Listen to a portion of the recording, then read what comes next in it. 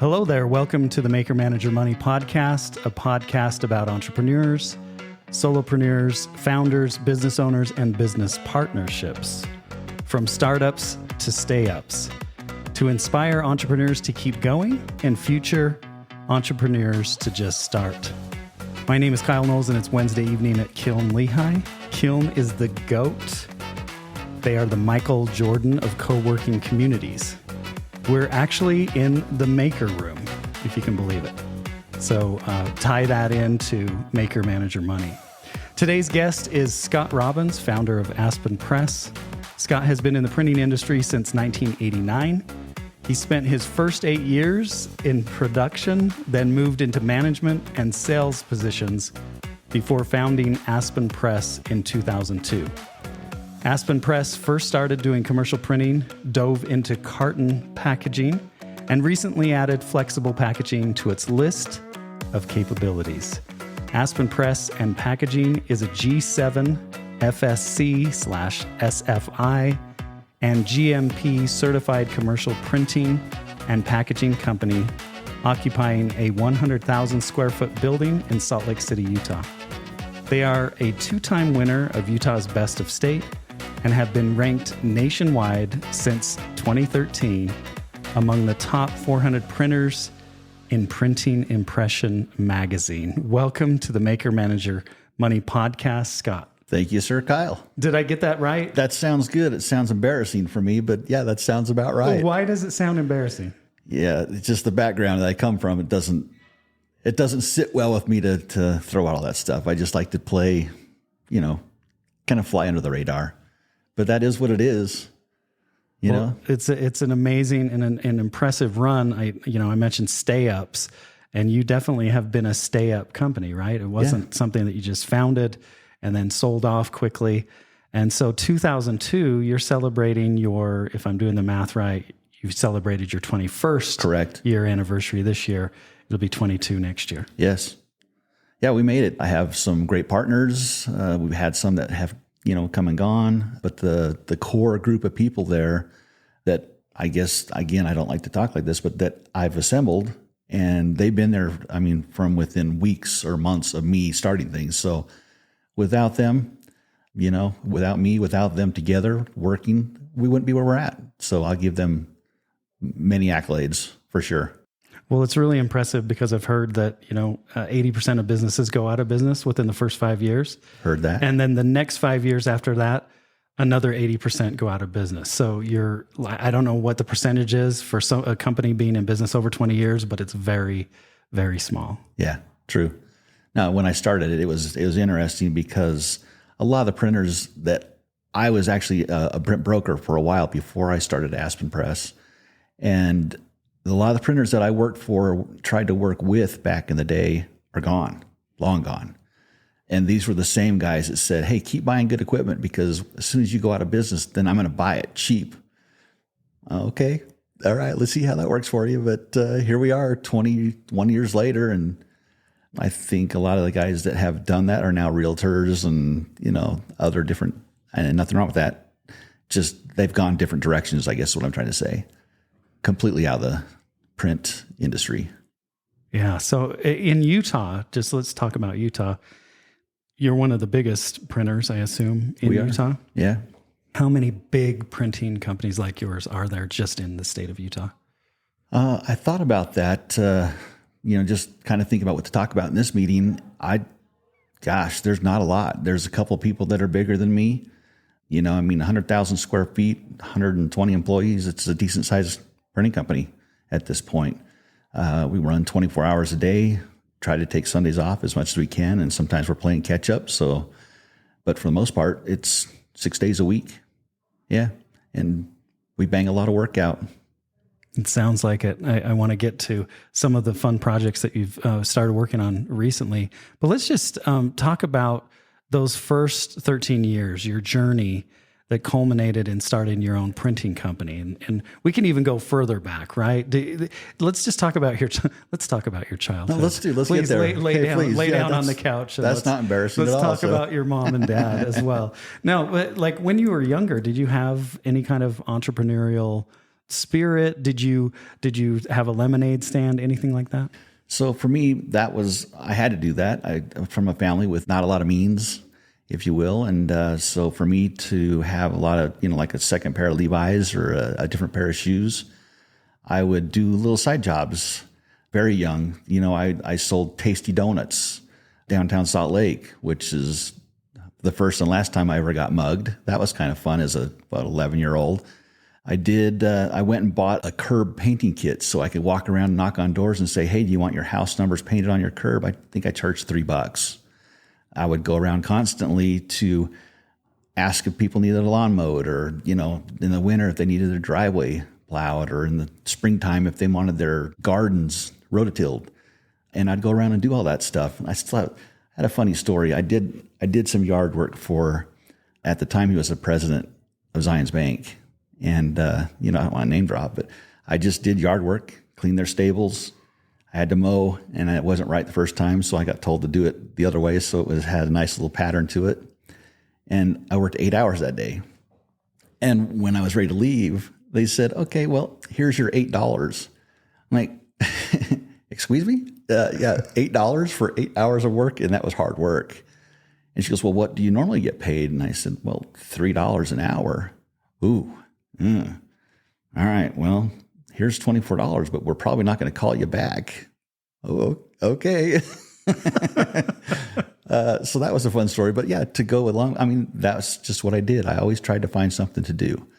I worked for the school district and cleaned bathrooms and out of an elementary school for a while. And I worked at Lagoon for 4 years. Loved it.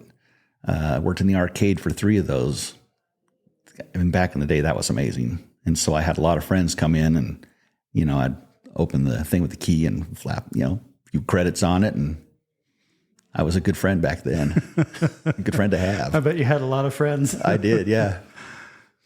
Wow. So let's go back to getting mugged, because I'm very interested in this. So were you working for Tasty Donuts, or would you go buy donuts and then just go resell them? I would actually get in the van with, I can't remember his name, but he owned Tasty Donut. He would have probably a dozen of us, a baker's dozen. He would have a bunch of us in the van, and we would have a cart or little basket filled with half dozen bags. And we would go out and knock on doors at businesses. And I think I was down by like 9th South and 5th West in that area. And there was a tire store there, and I had just gone in there and sold a few bags. And then I was walking down a back street to another place, and 2 guys came up to me with their knives and took my money and took 2 bags of donuts. Wow. And then I got in trouble by the owner of Tasty's because he thought I stole the money. I'm like, dude, check me. I don't have it. But there was a couple of the guys who were at the tire shop that went running after him, but they didn't catch him. And I learned a lesson. Don't walk down an aisleway in Salt Lake. How old were you at the time? I think I was about 11. Just 11 years old. Yeah. So, and how did you get this gig with Tasty Donuts then? Did he know your family, or? I think it was word of mouth. We knew someone else that was delivering donuts. And so that's how I got involved in that, just by hearing of someone else. And then I said, hey, I can do that. And so he, brought me on, and I did it. That's so cool. Yeah. So how young were you when you started hustling, basically? Boy, mowing yards as soon as I could. So young. I would say 7 or 8 years old. Yeah. Probably maybe 9. Okay. Yeah. And at the time we had a push mower that had the blades that, rotated. Yeah. And so I would go around and ask people, hey, do you have a lawnmower? Can I mow your lawn? Because it was much easier that way. But yeah, just little odds and ends, things like that, which it's always been in my blood. Okay. And your motivation was so that you could have things. You could have extra things. Oh, it was have anything. Okay. In order to have a pair of pants, because I had a pair of 501s, and this allowed me to have 2 pairs. And, I'd wear them for a day or two, wash them, and wear the other ones for a day or two and wash them. It was tough start for sure. And so you were basically charging almost minimum wage. I don't know what minimum wage was back when we were that age. $3.25 or something. $3.25 an hour or something like that. Yeah. And then did you gradually progress then? What was Lagoon paying, for example, in your teenage years? Oh, that's a good question. I don't know. It was minimum wage. It was minimum wage. Yeah. Okay. You never got tips or anything? No. Okay. Well, playing games. Yeah. You got tipped by playing games. Yeah. Nice. We could come in early actually and play games for ourselves for like an hour. So that was super fun. That's awesome. And so were you tracking, like, how did you track your money? Was it just all cash or did you have a bank account? How did you kind of like manage, right? You're making, obviously, and you're doing these services, but how did you manage your money? Yeah, I would put it into the local bank. At the time, it was Barnes Bank, where I grew up, and I just made sure I always had money in there. And I was funny talking to my daughter last night about that. And she's like, man, I got to start working. I said, this is your last year. You're a senior this year. Don't just put that out of your mind. We'll take care of it. She goes, yeah, but I'm getting down low on my bank account. I'm like, well, what do you have? Do you have enough to get, gas and stuff? She goes, well, I got about $1,000 in there. I'm like, what are you talking about? You're getting low. She's like, yeah, I start getting weird if I get below, that amount, because I know that that's my safety, and okay, that's a good thought. So we'll get you some stuff to do around the house so that you can put some more money in your account. And if that's your bottom line, that's where you need it to be, is above that. Hey, more power to you. It was different when I was a kid. I think I hoped to have $100 in there. That was a lot of money when you had $100 in there. It was. Did you have a baseline that you were like, it's getting low, I've got to? Yeah, I had to be, for me, it was $100. $100. I needed to have that in there. And I could go to the handy bank and pull out $20 if I needed it. But $20 went a long ways back then. Yes, it did. So with inflation, $1,000 is the new baseline for the next generation, right? Yeah. Nice. And so you're working, and then kind of talk about your progression. You're in high school, you're still working, you're working summers, I guess, at Lagoon. Did you work during school as well? During school, I would clean the elementary school. So that was, after high school, I would go up to, I think it was E.G. King Elementary School, and I think I got $8 an hour doing that job, and I'd work 3 hours every night, Monday through Friday, cleaning the schoolroom, classrooms, the bathrooms, the halls. It was a good experience. And I say that because it taught me that everything you do can pay money. I clean bathrooms, and I don't mind doing that. I do that now where I'm at. I'm the founder of the company, but that doesn't mean I sit in my office and do nothing else. That means everything falls on me. At least that's how I look at it. I prefer to have a nice place for the customers to come. And so if their bathroom is dirty, I clean it. And I also think that sets an example for everyone else. So it kind of carries through. I think we've got some really good people that work with us at Aspen. Really good. Very low turnover. We treat them well, and we'll always continue to do that. That's a really cool story. So I know you played sports. I did. Yeah.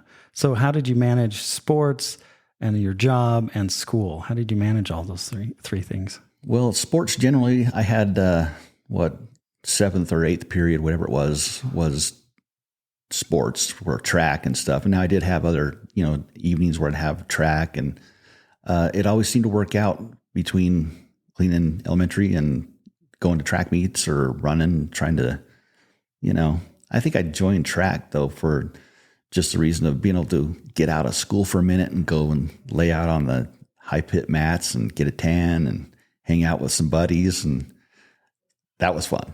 The good old days, right? But, and then I did okay in track. I didn't focus like I should. Now, Kurt Black, the funny thing with him, you had him on before. He's a runner and has always been a runner that I know of.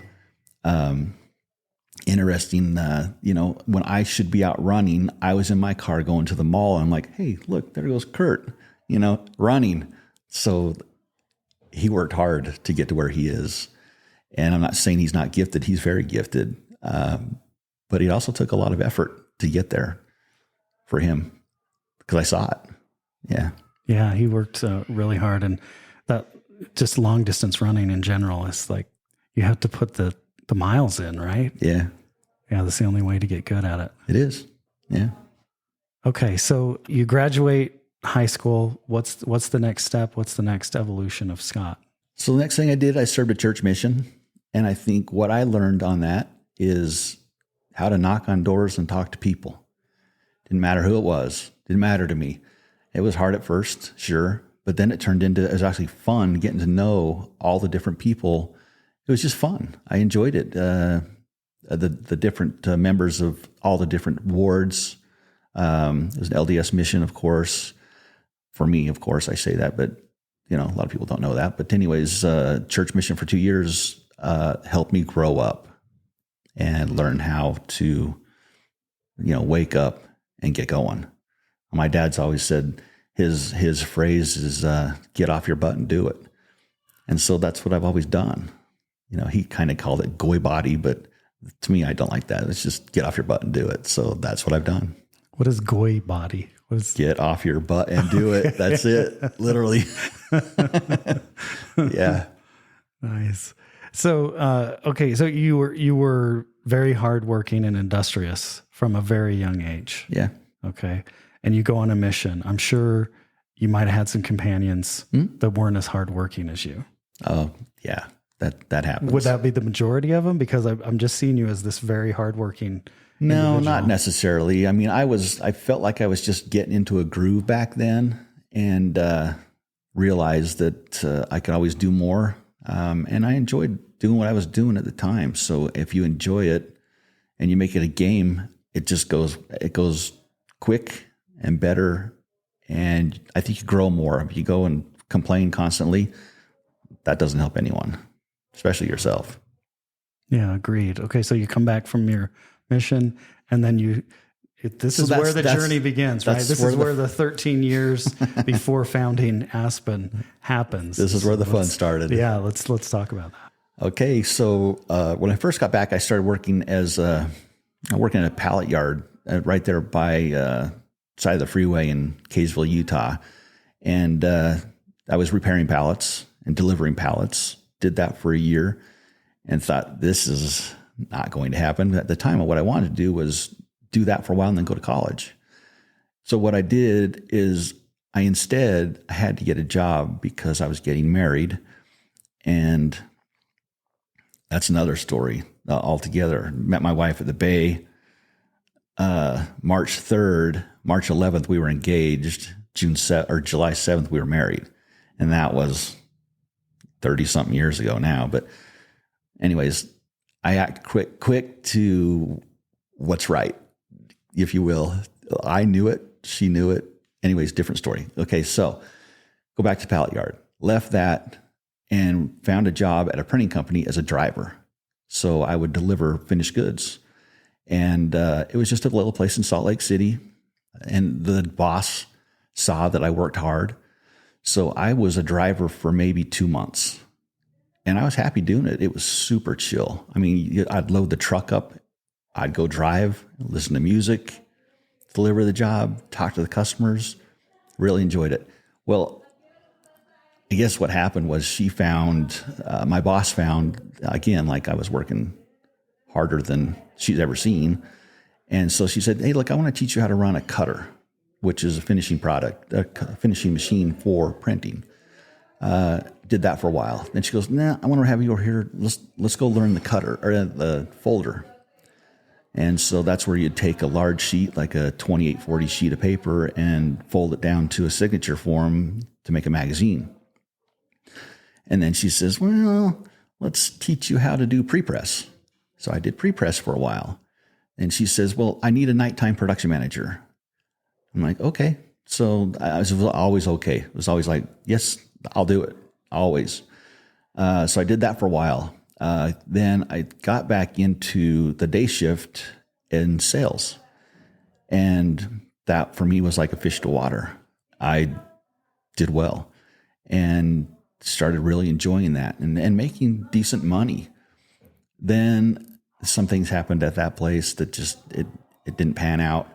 So I went to, at the time, was a very premier printer in Salt Lake City, Precision Litho. And that went well. I got into sales, I actually first went there. I mentioned I was a print broker a short time. And I went there and said, hey, look, I want to do some print brokering. Can I use you as a vendor? And the owner, he knew me. I had done some like evening work with him as a newlywed. I was working 2 jobs.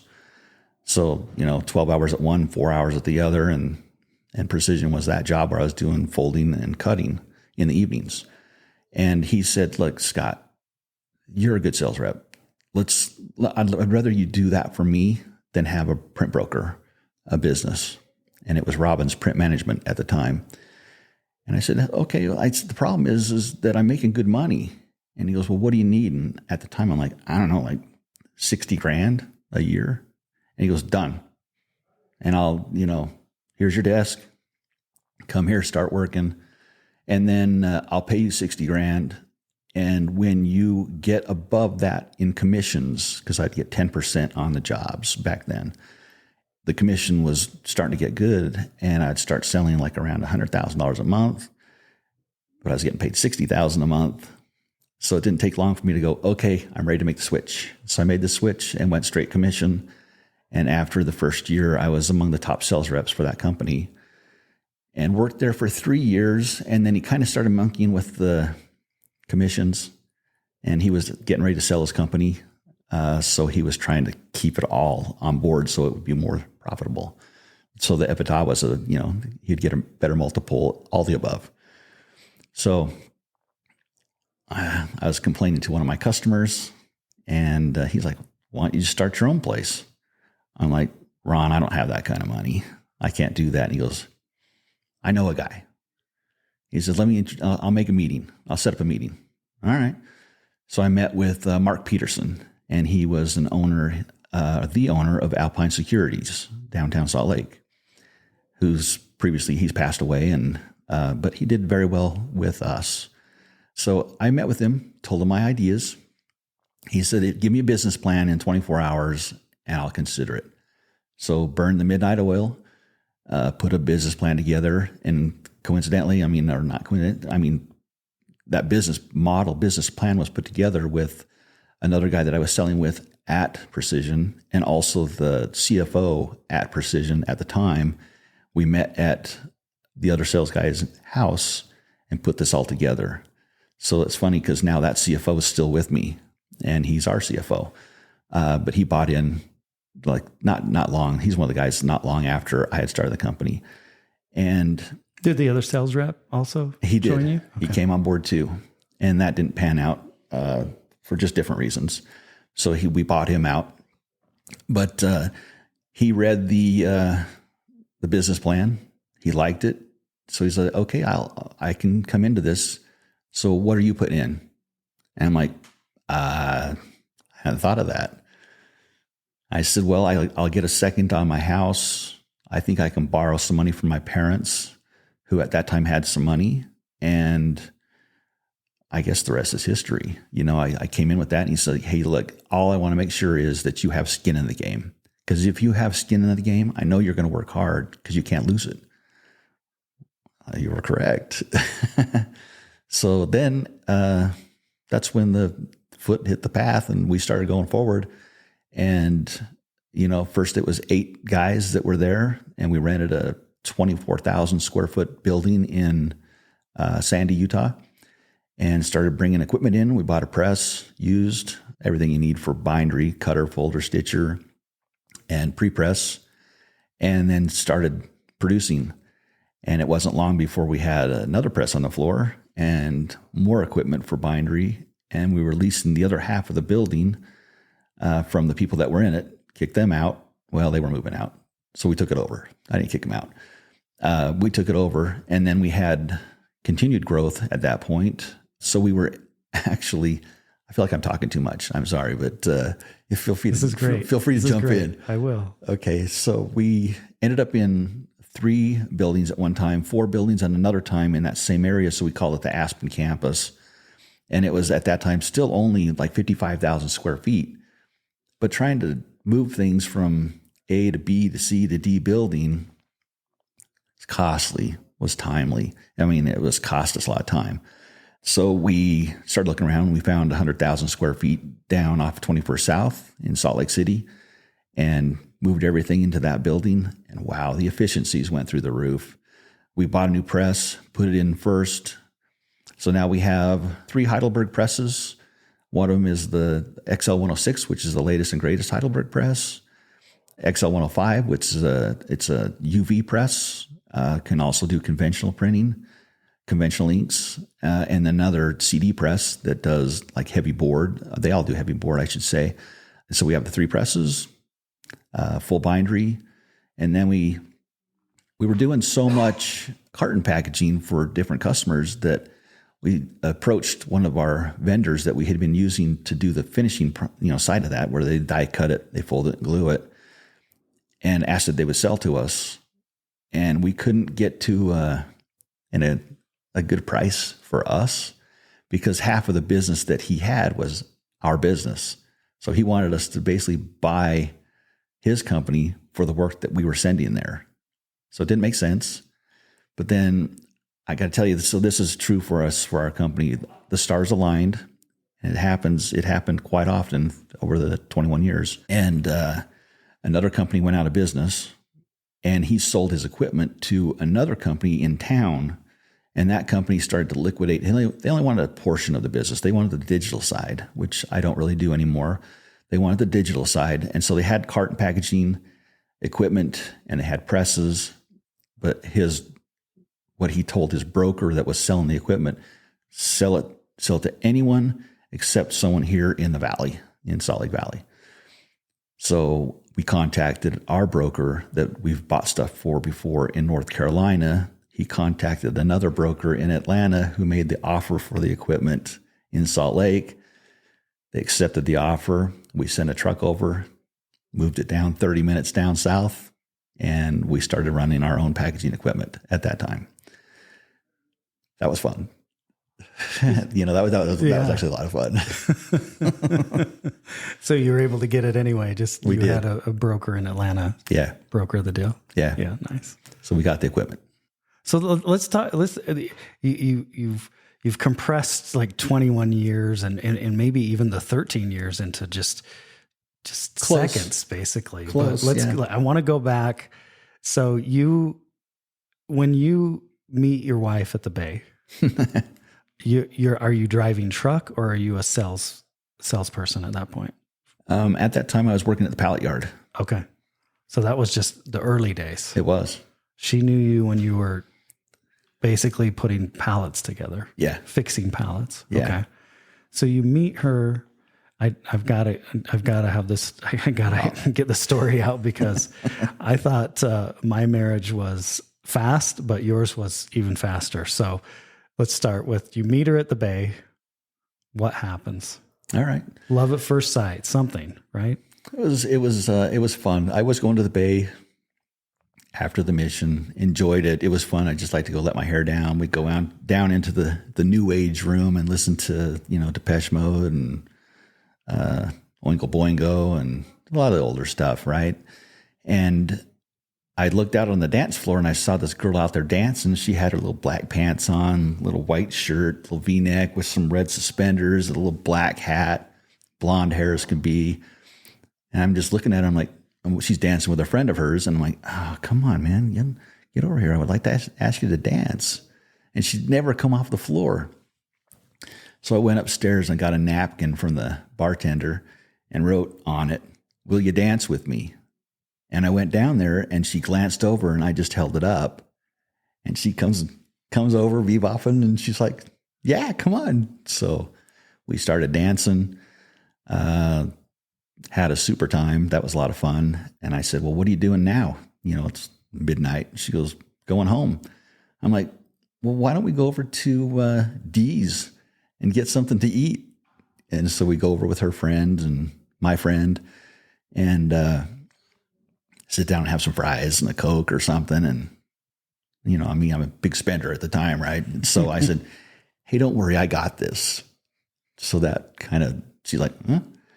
That was me making, $10 an hour or whatever it was at the pallet yard, right? Wondering how I'm going to pay for this, but I had the little bit of money saved up. So I paid for dinner and after that, it was, I hadn't met her parents. They were off in California doing a construction job. And I'm like, well, what are you doing tomorrow? Well, I think I have a date with my boyfriend. I'm like, oh, okay. No, we broke up. So my ex-boyfriend. I'm like, okay, that's cool. So we saw each other pretty much every day that week. And geez, I'm going to say this. It's embarrassing, but I said, hey, look, I'm doing my family history. Do you mind if I put your name here on the second line? And she's like, wait, what? I said, will you marry me? And she said, yeah, I will. Still hadn't met her parents, which they're gone now. So I can say it. That's a good thing I had not met them. I'm joking. They would have said no. Is that what you mean? No, that's not what I mean. I mean, now that I got to know them, I'm like, okay, but she was nothing like them. Sorry, honey. She's gonna be pissed, but she was nothing like her parents. But sweet girl, and we've had nothing but fun for so long. So 34 years. Yeah. So amazing. So you got married. So you asked her within a week, and then you got married. How long after you? July 7th. So March 11th to July 7th. 3 months ish. Yeah. It was funny because she called her parents and said, oh, hey, so I'm engaged.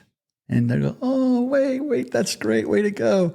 So is it, Brad? I don't know the guy's name. Is it so-and-so? Her ex-boyfriend. And she goes, no, it's a guy I met at the Bay. And her mom's like, okay, I'm coming home tomorrow. And her dad's put him on the phone. So I'm like, hello, this is Scott. And we spoke for a little bit, and he said, well, let me talk to Kirsten. And so she got back on the phone. He's like, I knew right then. He says, he's a good guy. So you're good. This is great. So we did it. Yeah. That's such an awesome story. And she's just been with you by your side this whole journey. She has. The whole journey, basically, your whole adult life, founding a company and watching, Aspen Press grow over the years. Yeah. Sometimes she questions like, are you insane? What are you doing? Because we keep putting more and more into this to keep it growing. We don't take a ton of money out. We leave it in the company because we want the company to grow. And someday it'll be worth, something to us or the kids or whatever. But in the meantime, me and my partners, we're having fun, continuing to grow and expand. Like the recent one was expanding into the flexible market. And what I mean by that is if you go to Maverick and you buy a bag of beef jerky and you rip it open and then you can reseal it with the Ziploc, that kind of stuff. That's flexible packaging? It is. Yeah. So I mentioned to you that it's big jobs. So like I say, we got away from doing digital work because we're more focused on the same amount of effort up front, but the bigger jobs are much better for the company. We had one flexible job that the film was 1 million feet. So if you do the math, I think it was 189 miles of film for one job. So it just goes to show you if you land one of those, the pay is good, customer's happy, sales rep's happy, the customer, the company does well. Whereas the little jobs, I had someone call this week and say they need 500 letterhead, second sheets, and envelopes. I'm like, I'm so sorry, but we don't do that anymore. We have 40-inch presses, so we just do large runs. So I will skip over those $100, $200 jobs and bring in, an average of $5,000 job, $5,000 per job. So somewhere along that range, it makes more sense for our company to do that. There are a ton of people out there that can do the small runs. So, even at one point we got into banners, doing signs, things like that, because we bought a company and that was part of their resource that they had, that they produced. But I tell you, people could put those printers in their garage. So we were printing against people that just have a full-time job, and they did this as a hobby, as a couple extra bucks. So we got out of that quickly. Didn't make sense to stay in that market. Because they didn't have any your competitors didn't have any overhead. So Right. it was really just a price play or employees for that matter. Yeah. Okay. Well, let's go back to flexible packaging. How long have you been in flexible packaging? Is it called flexible packaging? It Am I is. saying that right? Okay. You got it right. How long have you been in that? It's 2 to 3 years we've been doing it now. Okay. And was it because someone came to you and said, I want to do this, or did you just decide to go into it? What made you decide to go into it? This is another time where the stars aligned, and I have people contact me daily about opportunities, multiple people on some days. And I had this guy reach out to me and say, hey, look, I know a lot about your company, and I know what I've been in for the last 30 years is flexible.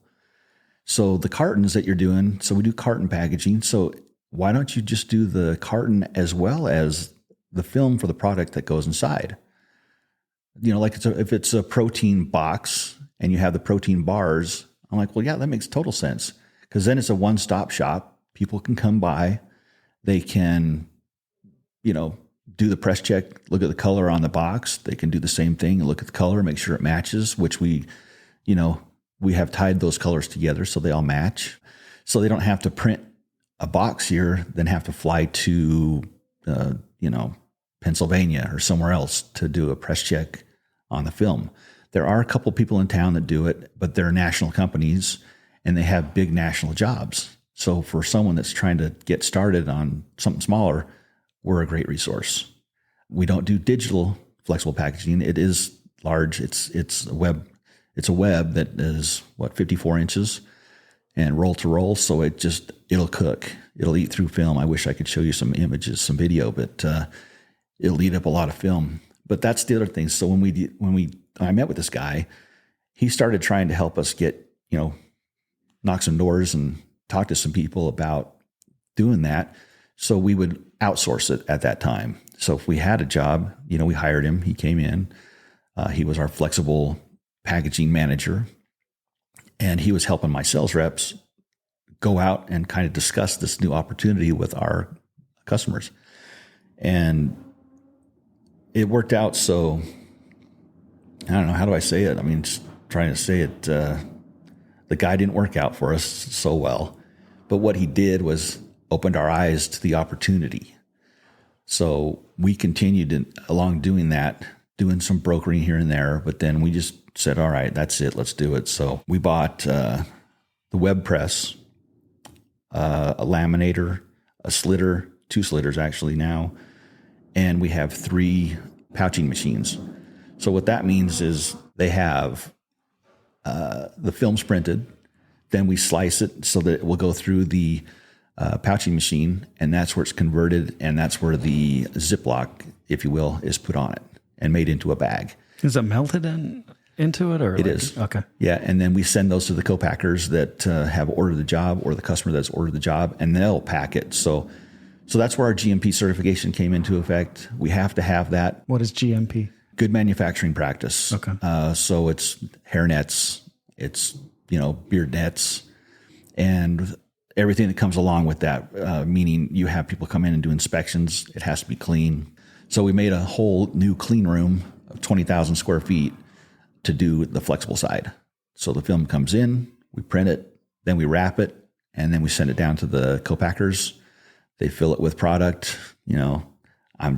Taffy or jerky or whatever, what have you. We do a ton of stick packs, and you know what those are, right? I mean, stick packs. If I want to have like a Zip Fizz, but not the hard thing, but it's a leather, like a UV. Oh gosh, hydration, like a hydration pack. Put in your water you bottle. pour it in your water. Yeah, exactly. That's a stick pack. Okay. So you can flavor your water and get the whatever supplements they put into it. Mm-hmm. Lots of millions of stick packs, because I guess we like those. I do. But it's like, so you're doing the bag that the actual material goes in. Mm-hmm. Okay. So when that comes off the press, you have, if it's 54 inches, like how many does that? It depends on how many sticks does that make? Yeah, it depends on the size, because a lot of them are just a little bit different. But it's 54 inches wide, so we'll do multiple up, And a lot of the people have like a 6 count or a 12 count machine that will pack. So then that would mean we would send them the film in 6 or 12, that's where the slitters come into effect, is we'll slit the film and give it to them how they want it and how their machine will run it. So like I say, we don't do the packing ourselves. We don't have to worry about the product. We don't have to do all that fun stuff. Fortunately, that's a whole new animal. We're not doing that. Are you going to eventually do it or no? No. No. No, we'll just stick with printing. Yeah. Okay. So explain again. So your capabilities, you've got carton packaging, and that would just be like boxes, like cardboard or not cardboard. So, okay, there's just a protein bar, like say Built Bar. I don't know if I can drop names, but like Built Bar or something like that you go to, any store and you buy. It's just like 24-point board up to... It's a little box that all the Built Bars are. Yeah, and then you have a little zipper on it. So you just undo it and pop it open with the little perf and then pull your bar out whenever you want it. Or a lot of times it's in stores on the shelf and they sell them individually, where they'll just open the perf up and have like a little pop-up POP so that you can kind of see little display on it. So originally, before you got into flexible, you were doing the carton packaging, and then those cartons were being delivered to somewhere else. To the same co-packers that were doing the film, yeah. Okay, that were doing flexible packaging. Okay. And the reason why people would use you instead of going to someone that did both at the time is because of cost, or weren't people around in Utah doing that? So the co-packers don't do any of the print themselves. All they worry about is the product that goes into the box or the bag. And so they would just have two vendors then? They would. Okay. Yeah, they would. So a lot of times I'm just doing boxes, back in the day for a special product. And then we said, hey, we can now do the film. Do you want us to give you a price on that too? Heck yeah. You guys are great to work with. So it wasn't much to talk a lot of these people into giving us a shot. And then we would give them a test roll. They would try it out. We would print one and say, okay, here you go. Try this out. See how it works in your machine. And what we found is the guys that we hired to run that department know more than a lot of the other people around. They've got some serious experience. And they would find that our film ran better than what they were using already. So it wasn't much of a sale. It was very easy. All we had to do is get in the door, get them a sample product roll. And then we found, here it comes. So we keep buying machines, trying to keep up. Okay. Keep adding shifts. And then so carton packaging, flexible packaging, and then regular big press runs of brochures. What kinds of things do you print on your big presses then? Yeah. Well, the packaging goes on those, but the commercial print, magazines, catalogs, brochures, like you say, flyers. We do a lot of top sheets that go onto cardboard. So, like if you ordered a treadmill or something, it'd have a picture of the treadmill. So I will print stuff like that and send it to whoever's doing the cardboard, and they'll glue it to the box. Do a lot of that. So it's a big. It is. It's a print. It's bigger than a poster to go on a big treadmill. 28 by 40 typically. Okay. Yeah. And, anything ink on paper we can do as long as it's not too small. We used to be able to do the small stuff, but it didn't make sense for us to stay in that area. And so, and explain to people, because I don't think a lot of people have been to a press like Aspen Press where they actually have presses, but kind of try to describe the difference between digital printing, which all of us can do at home, or go to Kinko's. That's a good example of digital printing, right? You can quickly just give them a file, they print it out. They've got, is it just called a digital printer or whatever, and they can print those things out. Sometimes they can print sort of bigger sizes, but explain the difference between that and your big presses. Like describe how big these are, like what kinds of rolls of paper you use and how much ink you put in the ink. They're not cartons, but I don't know. They're more like drums, right? Mm. And then and explain film and how you have to make film on metal, I guess. Should I be taking notes here? Yeah, I don't know. You're just describe the process, because I don't think a lot of people understand the work that goes into producing a magazine, for example. Yeah. Okay. So if you go to Kinko's, what you're going to have is you're going to have an option to get an 11/17 sheet. Now, they do sub workout, so a lot of people go there and they do the larger runs, but then Kinko's or any of those other places will send the work to me. Then they'll put a markup on it and sell it back to the customer. But what they're designed to do is smaller, full color runs on a machine that you've seen them when you walk in there. They look like big copiers. That's really all they are. Now, for me, when we got our first press, it took 3 semis to bring it in. I think it weighs 55 tons, as I recall. It's quite large. And was it a Heidelberg? It was. Okay. We've always gone with Heidelberg. And is that actually a city in Germany? It is. I've been there. It's super cool. And that's where these are built? It is. Okay. Yep. I went and toured the facility where they make them and the where they have the metal made and everything. It's all right there. But those presses are big. They're really big. Now, I can mention my website. You can see me kind of walking around the shop. This is our old facility and our old website that's about to be taken down. We've been working on a new one that's going to kick off. But if you want to, you can go to aspenpress.com and you can see me kind of do a tour so you can see how big those presses are to give you an idea. So give a rough estimate. I mean, is it half a football field long? No, that's not quite 25 yards, something, 10 yards. Yeah, I don't know. I mean, it's probably 60 feet. Okay. So 6 basketball stands. Yeah, from end to end. Mm-hmm. Yeah, about 60 feet, I'd say. Just guessing. But yeah, I mean, in order to put those things down, they're so heavy.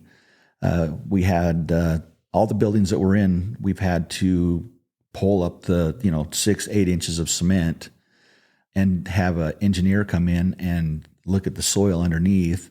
We'd have to compact the soil so it hit a certain amount of pressure. Then we'd bring in rock, and then we would bring in about 4 feet of cement with double 1-inch rebar in order to put the press on it. And it couldn't be tied to the floor because the press is so violent. If it was, it doesn't look like it looking at it, but it's running 16,000 sheets an hour of 2840 or thereabouts. I mean, it cooks. So you can't tie it directly to the floor. You can't rebar it together. It needs to be on its own little island, if you will. And by doing that, it doesn't vibrate the whole building, and that 4 feet of cement doesn't crack. It's thick. Do you know some specific examples of people buying a press and putting it down and, I don't know, having it sink into the ground or do something crazy? What happens is these things are so precise that I do know people that have put presses onto like an 8-inch floor thinking, oh, this is fine. As it starts running, you get a little crack. Then all of a sudden you get like a 1/4-inch crack.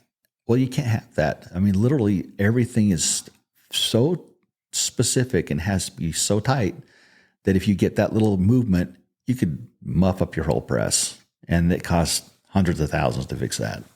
I mean, I think our first press was used. We bought a new one. I mean, I think the most expensive press we bought was probably around $3 million. And now we have 3 of them. Stupid. Again, this is the guy that repaired pallets, but it's hard to wrap my head around that a lot.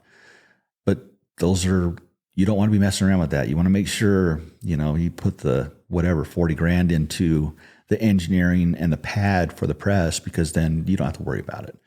But if you put it on that floor, that's all your risk. You'll have to sign waivers from Heidelberg that, no, we're good with this floor, because they're not going to come in and fix it. They'll come in and fix it. But it's going to cost you It'll cost a you lot of money. A lot. Okay. And so you have this 60-foot press, and it's super heavy because it's made out of metal, mm-hmm. and it's got a lot of moving parts.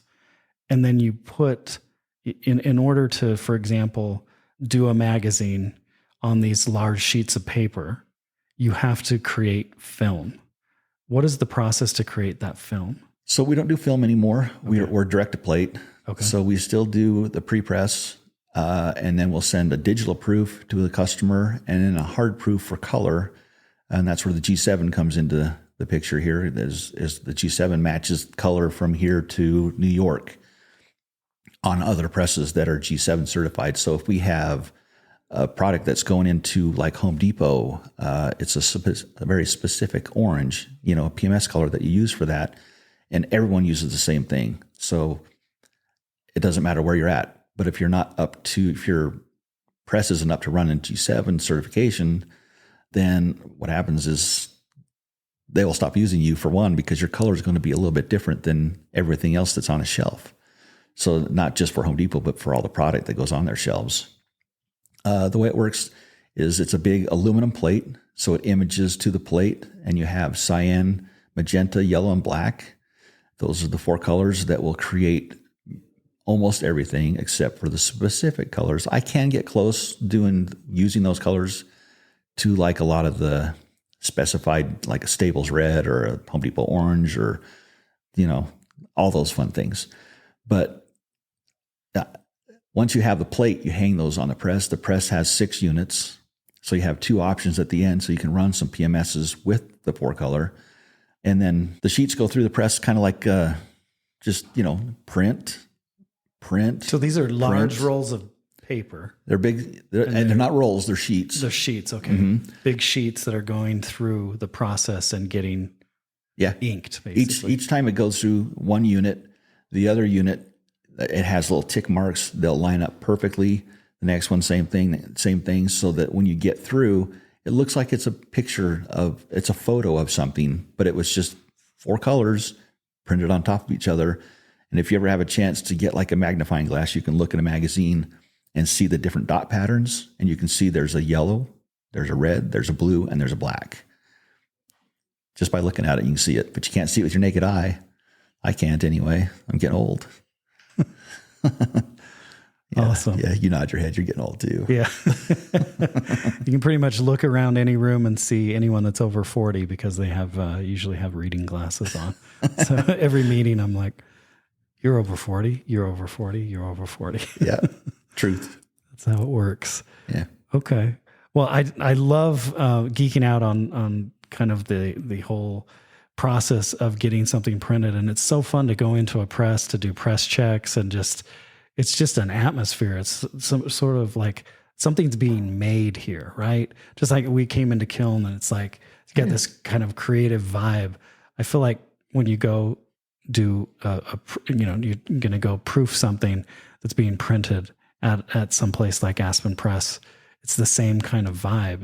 And do you feel like your employees feel like they're making something and that they're creating something? They feel creative at their work? Yeah, these guys are experts. I mean, you can't just put some guy off the street onto these things. It takes years to learn what these guys can do. So it is a talent. And I have customers come in and say, hey, I want Scotty to run this, or I want Dave on this one because he ran it before. And we've had nothing but problems with other places, but Dave, he nailed it, or Scotty nailed it, or yeah. So you get your key people in place, which we've done. It took some time to get those people, but we're very happy with the way things have turned out. The product's great. Our presses are top of the line. I mean, I've worked at other places where you have Akiyamas or, just different kinds of presses. They just don't have the same capabilities as a Heidelberg. I mean, Heidelberg is the cat's meow of presses.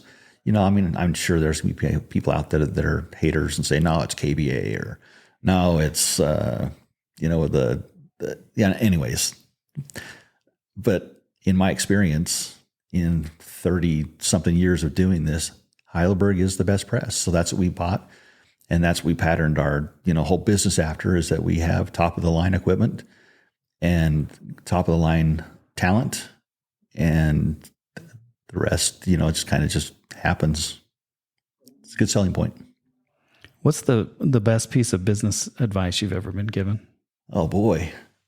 Business. I mean, I'd have to think about that. I don't know. Work hard.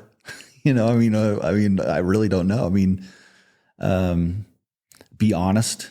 I think the investor originally, he says, look, I will be right there with you, as long as you're always 100% honest with me. And so we've done that. And, if there's a problem on the press, we pick up the phone and talk to our customer right away and say, hey, look, we had an issue. We're getting it right back on. This is not your problem. We had a problem with something on the press or something, in pre-press, and we noticed it. So we're going to fix it. Now, then you do have the other times where the customer's wrong, and hopefully you catch that in the proofing stage, and not always you do.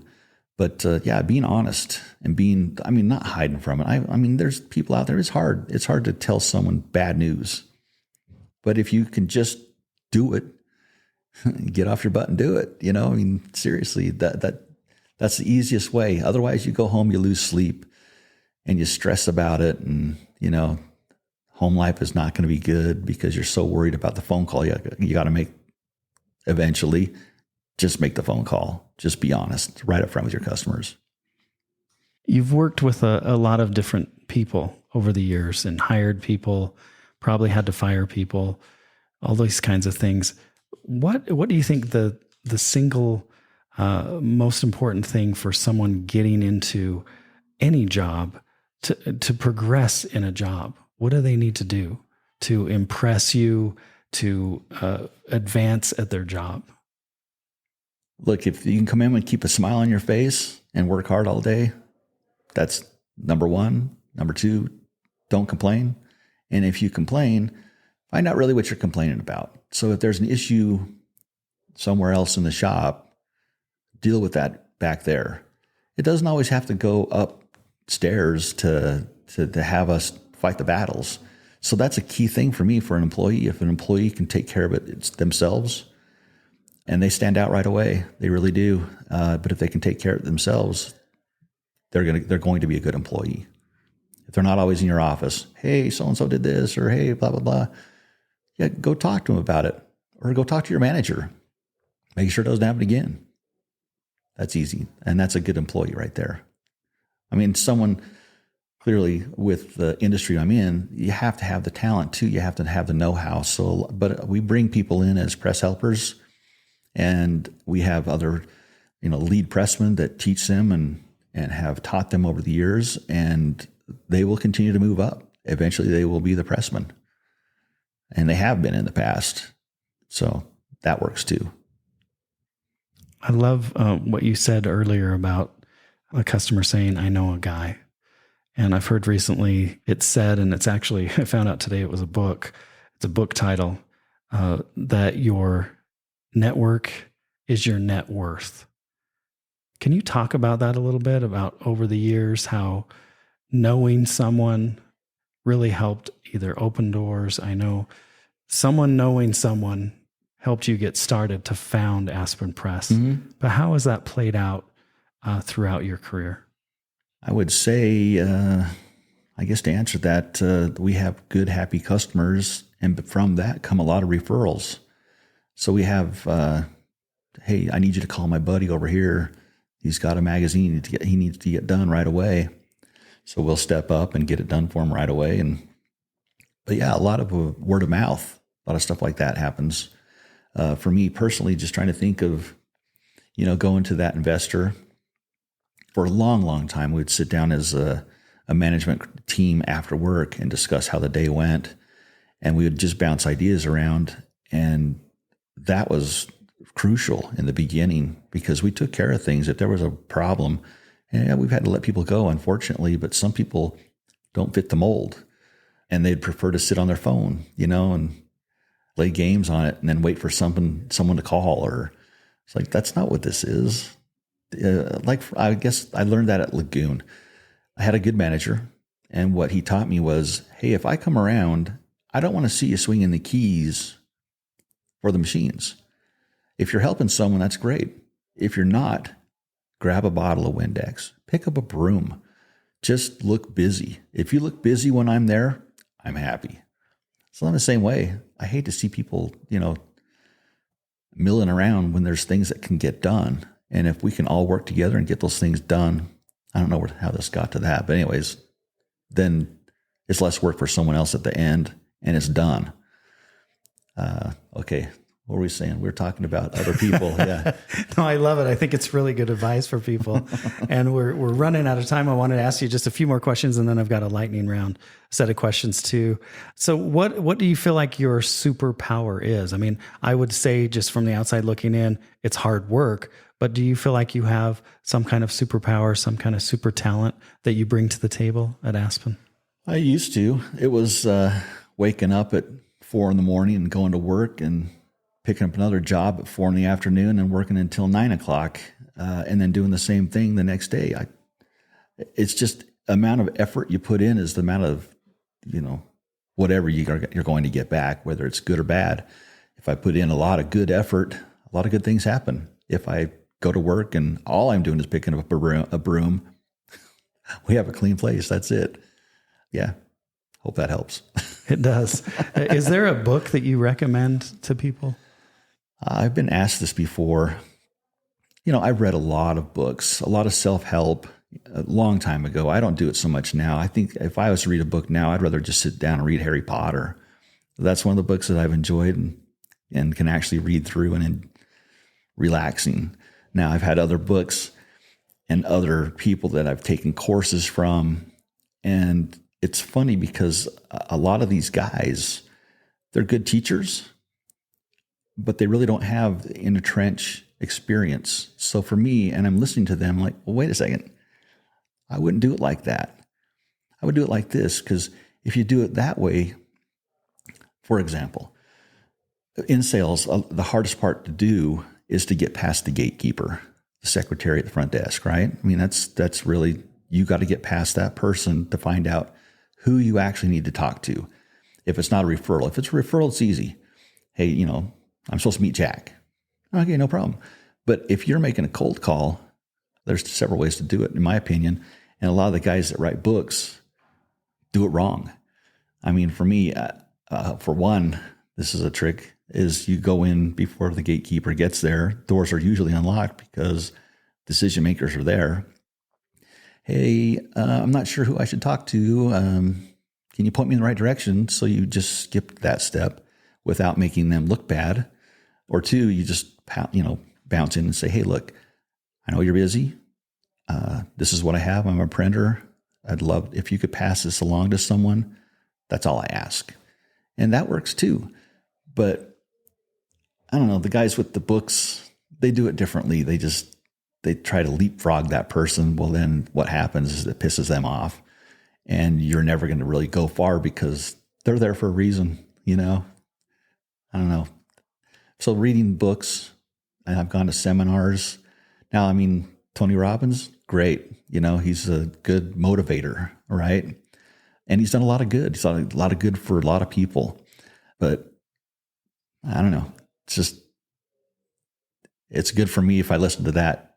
Then I go out and hit the road and knock on a lot of doors. But yeah, I hope that I don't know how else to answer that. Well, you learned by doing. Yeah. So School of Hard Knocks, working hard. That's how you learned how to build a business. True. Yeah. It's amazing. It's an amazing story. So here's a lightning round set of questions for you. Oh boy. Scott, I think you know these are coming because you've listened to a couple of podcasts, but what's your favorite candy bar? Oh, Milky Way. Favorite music artist? I like the 80s stuff. As far as artists, probably Pet Shop Boys. That's a go-to for me. And more recently, I enjoyed Coldplay quite a bit. So from the 80s, the new wave stuff that you were listening to when you first. So if I get in my car, when you first met your wife. If I get in my car, it's alt nation, it's 80s, or it's chill. I like chill. Sometimes after a day of work, that's a good one to listen to. Love alt nation. Yeah. Favorite cereal? Cinnamon Toast Crunch. Isn't that everyone's? I think it's been mentioned before on the podcast. Mac or PC? Mac. Google or Microsoft? Microsoft. Dogs or cats? Yeah, I have one of each. I prefer the dog. Cat's pretty cool too. She's fun to tease. Phantom or Les Mis? Phantom. Phantom for me. What's something that most people don't know about you? Well, I guess that they don't know, they don't need to know. But gosh, that's a good question. I like cars. I've had a few. If you name a car, I probably had it. Because that's something I enjoy. I also enjoy collecting sneakers. A lot of people don't know that. If you work closely with me, you do. But yeah, Like basketball sneakers, like Jordans, LeBron, Penny. Those kinds of things. Just stick in my closet. I got way more than I need. What's the favorite car you've ever owned? Gosh. Okay. You help me out here because they've been a lot of fun. I'm driving the Audi RS5 right now, which is really fun. Had a GTR and that was fun. I think the funnest car I've ever had was a Challenger Hellcat Red Eye. Tickling 800 horsepower. And I had that one going on a closed course, 201 miles an hour. Wow. That was fun. I'll show you a video after if you'd like to see it. I want to see it.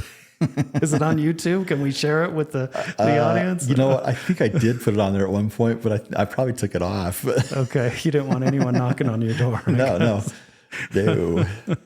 All right. Well, thank you, Scott, for being so generous with your time. I've learned a lot from our discussion. Your entrepreneurial journey is just amazing.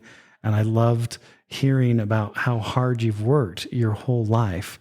I guess my last question for you would be, what's next for you and Aspen Press, and over the next 10 to 20 years, what does that look like for you? I think we're just going to keep going ahead. At a certain point, recently, so I was the CEO for the first 20 years of the company. January of this year, I asked my longtime friend and business partner, Mark Mandel, to take the reins. And I think he's done and is doing an amazing job. It's things that he just does just a little bit different than how I did. But because of that, it's allowed me to have more time. So I'm out meeting with sales reps again, going out and meeting customers. I have some of my own customers now that I'm trying to build some sales again. And it's less stressful that way. Sure, I still own a lot of the company. Yeah, the lion's share of the company. But it's fun to see what Mark's going to do. I can't wait to see what he's going to do. But I guess answering your question, I'll probably stay involved, but just slow down a little bit, and someday I'll probably say, okay, guys, I'm going to come in 4 days a week. We'll figure it out as we go along. Yeah, that's it. But you're still planning on working. Oh yeah, as much as you can over the next 10 years. I still enjoy it. Yeah, that's awesome. Still enjoy it. Still enjoy meeting with all the fun people down there. That's really cool. So again, Scott, thank you for being generous with your time. And I wish you so much continued success in the coming years with all your personal stuff on the side. I hope you can break 210 miles an hour at some point. But I also, hope that Aspen Press continues to grow and you keep enjoying your job. No, I appreciate that. And Kyle, it's fun to see you be successful as well. It's fun to I've seen you do several things through the years, and it's fun to see you keep growing too. So keep going.